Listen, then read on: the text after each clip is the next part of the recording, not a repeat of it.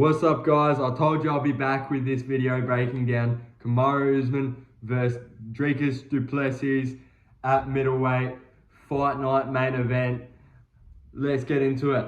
Fighter profiles: Dricus Du Plessis, 23-3, South African, 6'1".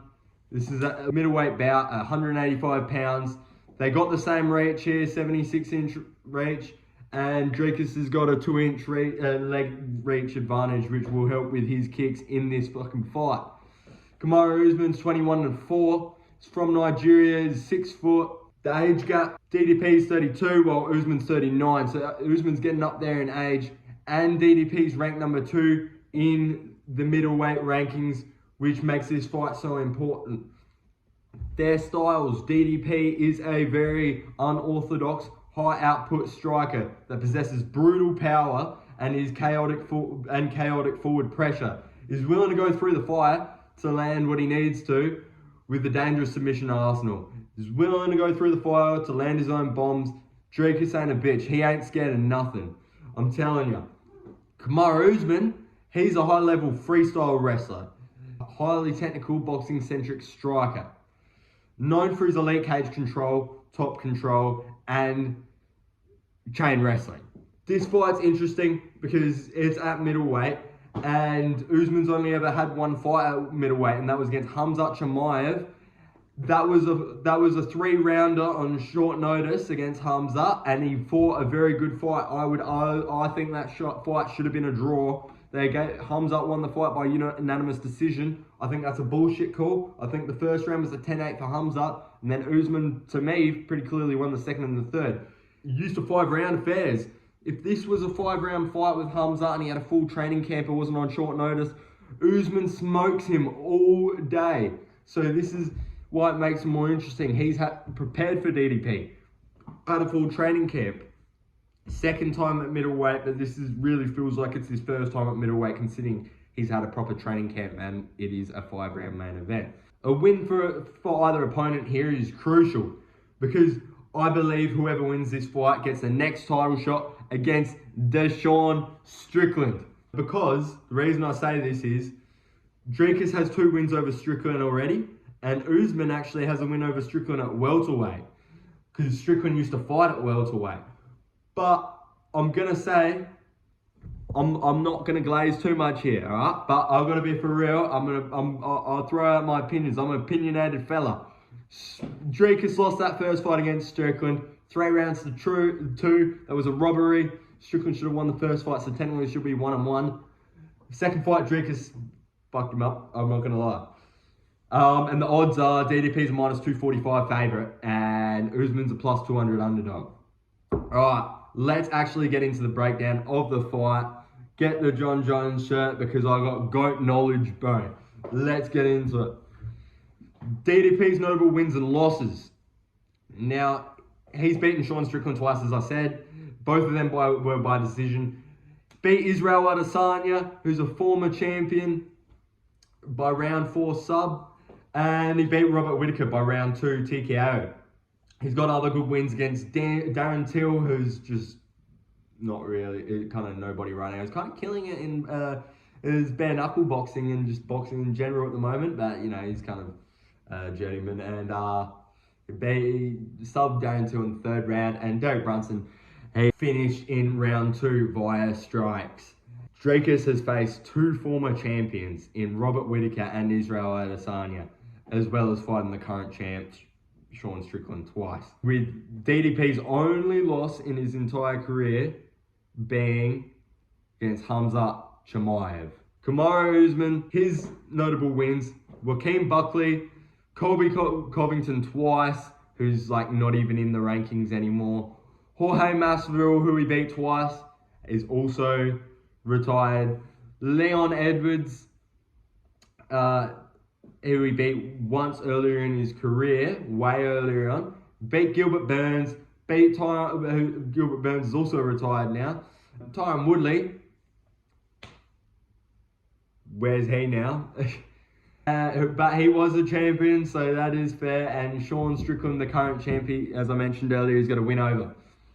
Notable losses, lost to Leon Edwards twice, and Hamzat Chimaev. Now, I've got to give Usman credit on these losses because he beat Leon Edwards the first fight. The second fight, he dominated him the entire fight, won all rounds, was winning the last round convincingly. And then within like a minute to go or something in the last round, Leon Edwards disguises it, lands a perfect high kick, disguises it by putting the cross in front of it as the leg comes up. It was beautiful. Disguised it behind the cross. That's pretty much what he did. Knocked Usman flat out. That was a crazy moment. Headshot, bang.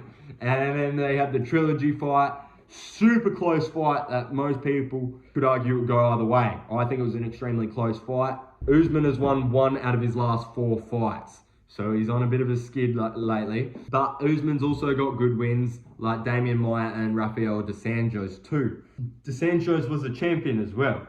And Usman's faced 2 former champs, which I've already discussed, with Tyron Woodley and Leon Edwards and the current champ, Sean Strickland. The advantages here, DDP, the physicality and the explosiveness, the durability, the kicking game to the body and the head mainly is super underrated for Du Plessis.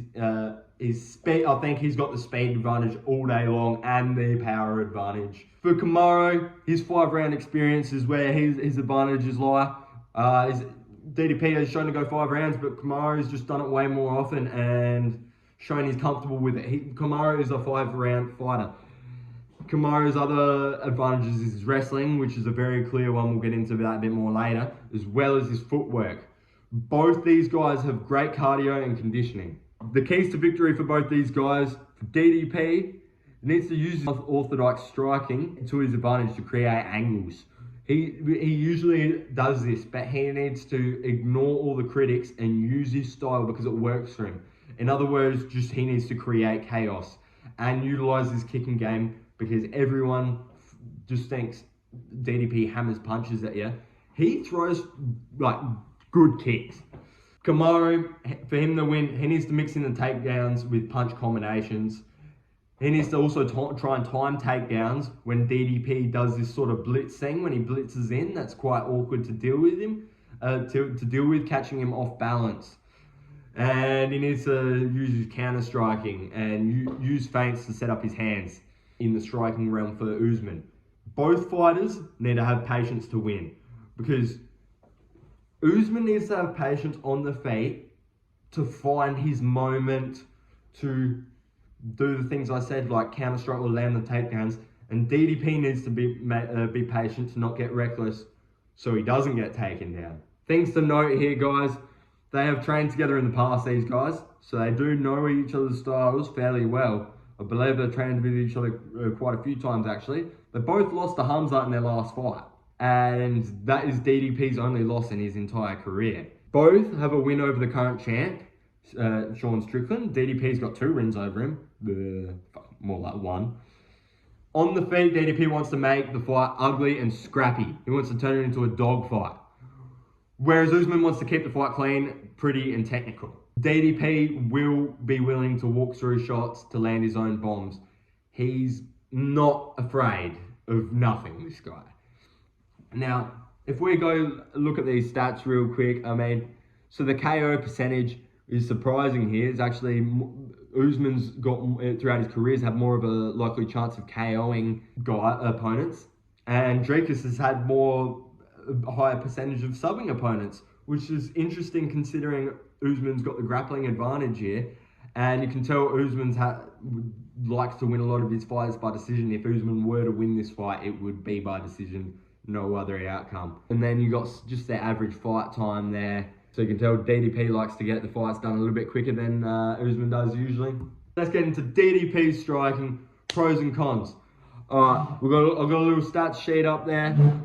Basically says per minute, DDP's got the advantage on the statistics there, as well as significant strikes favour Usman very slightly. Absorb strikes per minute, DDP, because he's not afraid to get in the fire and accept getting hit to land his own bombs, which is why that's the way the stat is. And Usman's defense is slightly better, which is surprising because I feel like it should be a bigger difference there.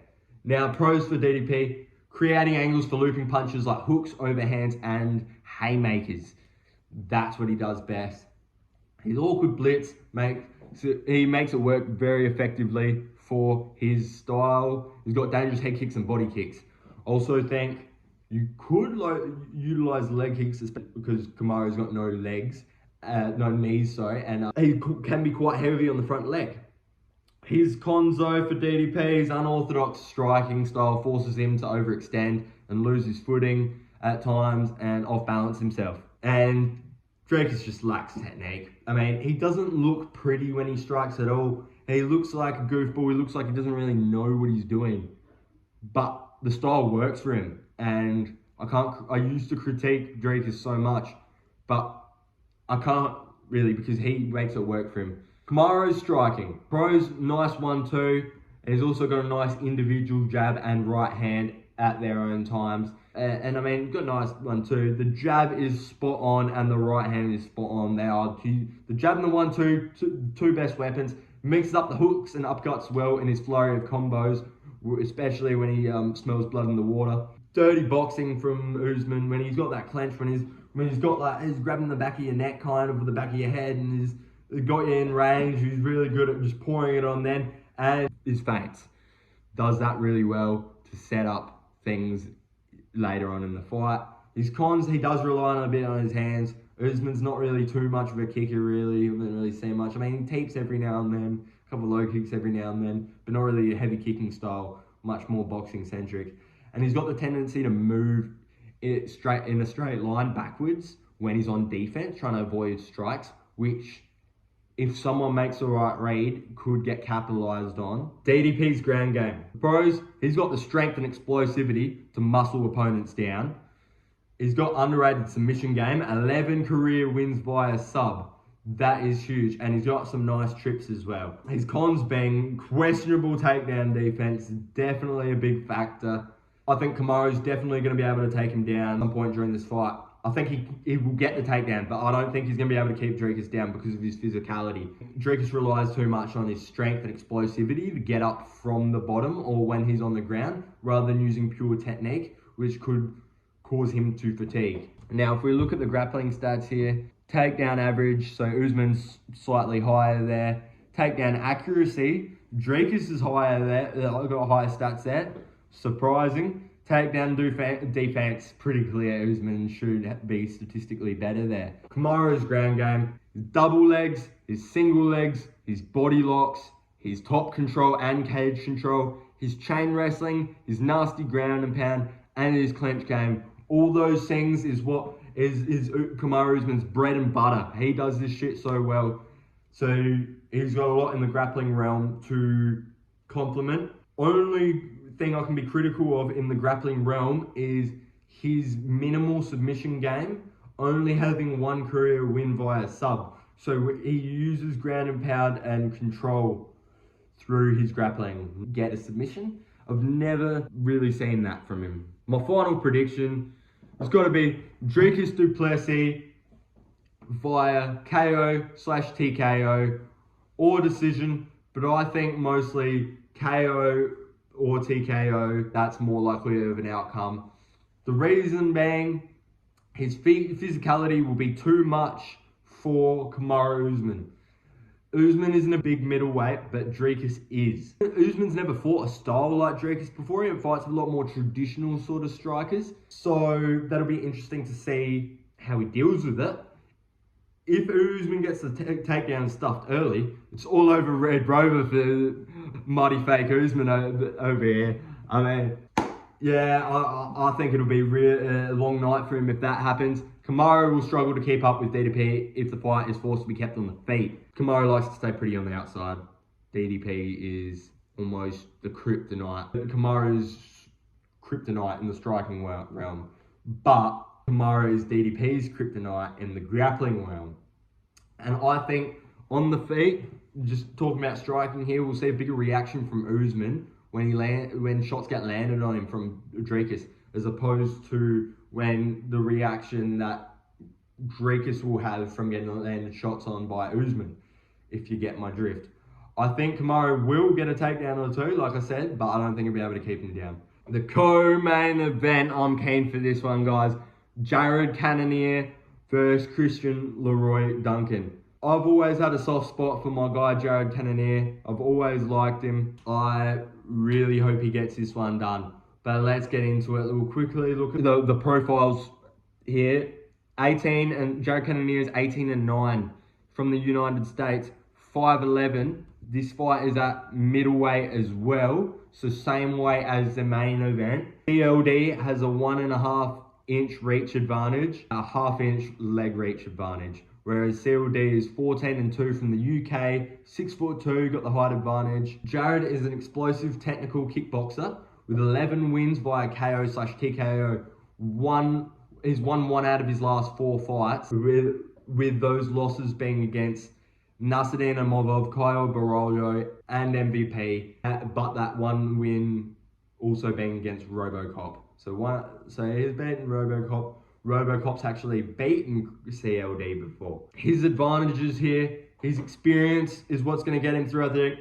Clench game, nasty elbows for Cannonier. His ground game's better, I think. He's got more power and he's got better cardio. And I know I said the experience, but I'll go on that a bit because he's been in those 5-round wars before. CLD is an unorthodox dynamic striker that uses a variety of creative strikes. 10 wins via KO/TKO. His advantages for CLD, reach, which he heavily relies on in his fights, usually having the longer reach over his opponents. Creative striking, meaning spinning attacks usually, or flying kicks and flying knees, that kind of thing. Very fun to watch. And his distance and range management, that kind of falls under the reliant on his reach. The age gap we're going to talk about here, Jared is 42 and CLD is 30. It's a 12-year age gap. That's huge. That does not favour Jared here. And the odds, CLD is a -350 favourite, while Jared is a +275 favourite. We'll get into notable wins. Jared's wins, he's got beaten Anderson Silva. Got a split decision win over the champ Sean Strickland. Beaten Derek Brunson, who's kind of a bum now. And RoboCop, who's looking really good as of recently. Jared's also got wins against the likes of Ian Kutelaba, Jack Hermanson, and Marvin Vittori. Even though where the fuck is Marvin Vittori these days? Fucking bum, dude. Jared's losses here. Glover Teixeira, Jan Blachowicz, and Dominic Reyes. These were while he was at light heavy. Can't take too much stock, because Jared used to fight at heavyweight, and then went down to light heavy, and now he's down at middleweight. So there his losses at light heavy, but his losses at middleweight in this current division he's in. Robert Whittaker, former champ.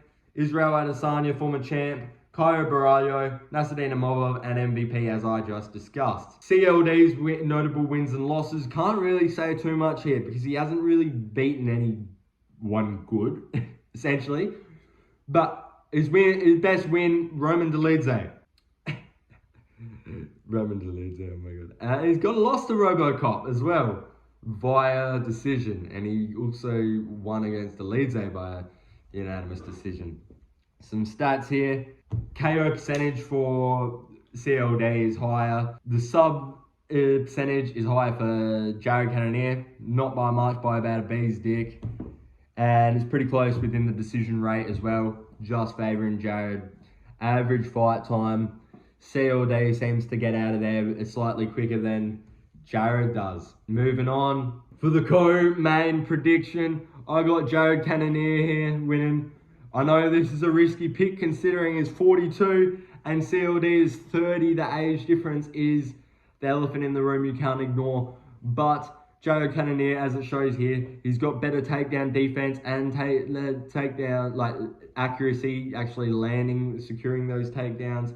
And he's clearly got better defense as well. He's lacking behind on the striking offense statistically, but only via Bay's dick. I think he'll win because of the experience factor. He's shown he can beat these upcoming prospects like RoboCop. Even though that fight got ugly, he got the job done, man. And he did it in a devastating fashion. If he mixes a few takedowns in this fight through his game plan, he should secure the win. as well as utilising his clinch game, which will be huge for Jared Cannonier, super underrated clinch game too.